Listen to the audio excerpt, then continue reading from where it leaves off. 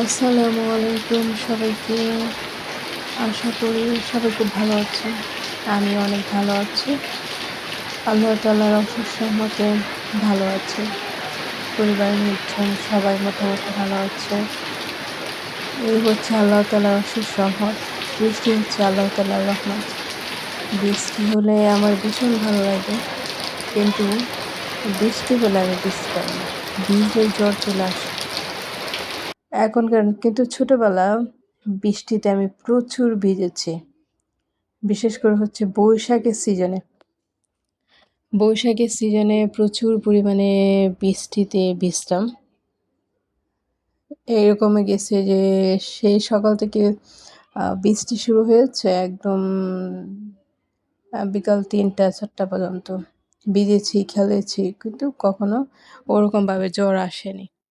কিন্তু এখন সময়টা অনেক খারাপ।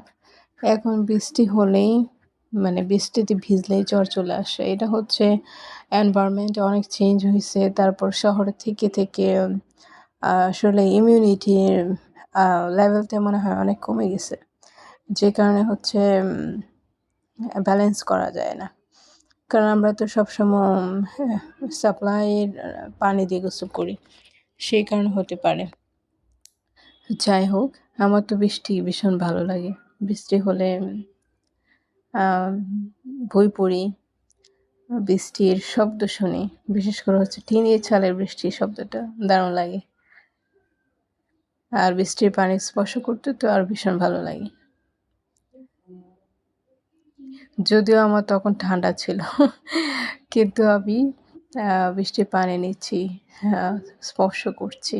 গ্রামের বাড়িতে হচ্ছে বৃষ্টি আলাদা সৌন্দর্য। শহরের বাড়িতে বৃষ্টি আলাদা সৌন্দর্য। শহরের বৃষ্টিতে হচ্ছে বাজে এক্সপেরিয়েন্স হয়। যেমন বৃষ্টি হওয়ার কিছুক্ষণ পরে হচ্ছে বাজে দুর্গন্ধ ছড়ায়।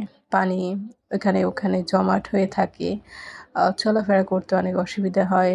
অনেক রাস্তা তো ডুবেই যায়।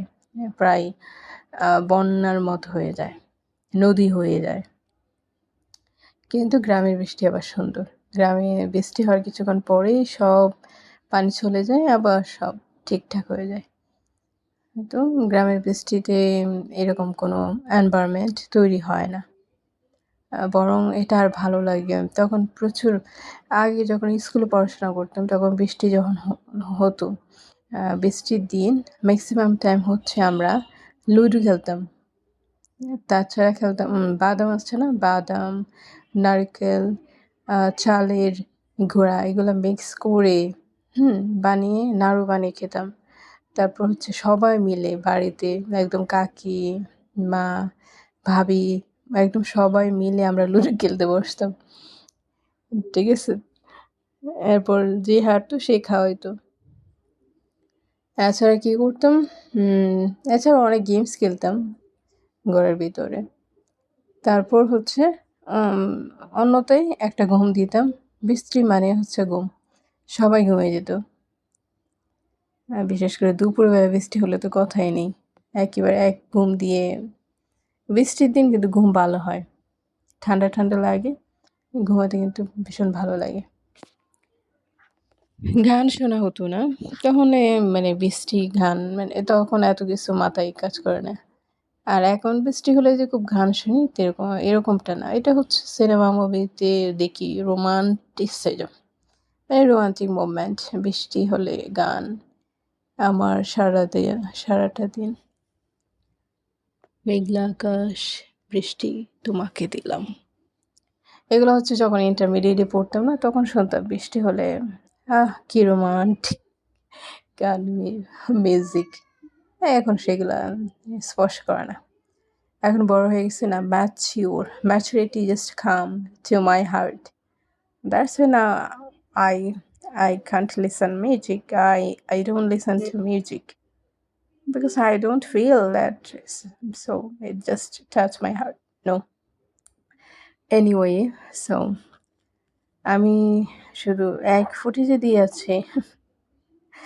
I don't know. যাই হোক, বিরক্ত হবেন না। বকবক শুনবেন। বকবক শুনতে কার না ভালো লাগে? যাদের ভালো লাগে তারা শুনবেন। যাদের ভালো লাগে না তারা ইগনোর করবেন। ঠিক আছে? আমার হাতগুলা কি মুঠো, মুঠো হয়ে গেছে না? এগুলো হচ্ছে ঘুমিয়ে। এই যে বৃষ্টির ফোঁটা পড়ছে, পড়ছে টিপ, টিপ করে পড়ছে। এই সিনটা অসাধারণ। এই সিনটা দেখতে ভীষণ অসাধারণ। আহা বৃষ্টি!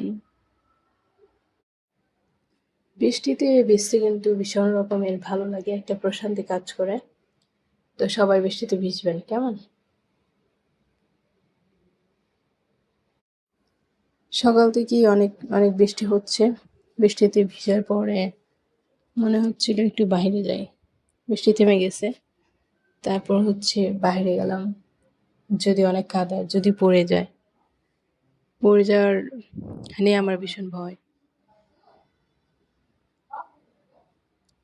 কারণ পড়লে, হাত পা ভাঙলে এরপর যে একটা ট্রিটমেন্ট হয়, এটা একটা ভয়ংকর অভিজ্ঞতা।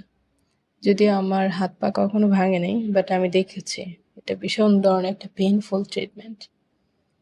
বৃষ্টির পরে হচ্ছে মানে কেন জানি মনে হচ্ছিল আচ্ছা একটু বাহিরে যাই। যদিও কাদাতে আমি হাঁটতে পারি না, বাট গিয়েছিলাম। গিয়ে আবার চলে আসছি চটপট করে। কারণ ভয়ে যে পড়ে যাওয়ার একটা ভয় থাকে। একবার পড়ে গেলে হচ্ছে ভীষণ রকমের এটা পেইনফুল একটা হয়ে যাবে। কারণ আমার এক কাজিনের হচ্ছে হাত ভেঙে গেছিল রিসেন্টলি। তারপর আমি তাকে ডাক্তারের কাছে নিয়ে যাই। তার একটা বেবি আছে। নিয়ে যাওয়ার পরে আমার সামনে ওই ডক্টর আমার কাজিনকে যে ধরনের ট্রিটমেন্ট দিছে, ওইটা দেখে আমি এত ভয় পাইছি। মানে আমি এত ভয় পেয়েছি যে আমার কাছে মনে হচ্ছে আল্লাহ কখনো যেন আমার হাত পা না ভাঙে। এই শাস্তি দিও না।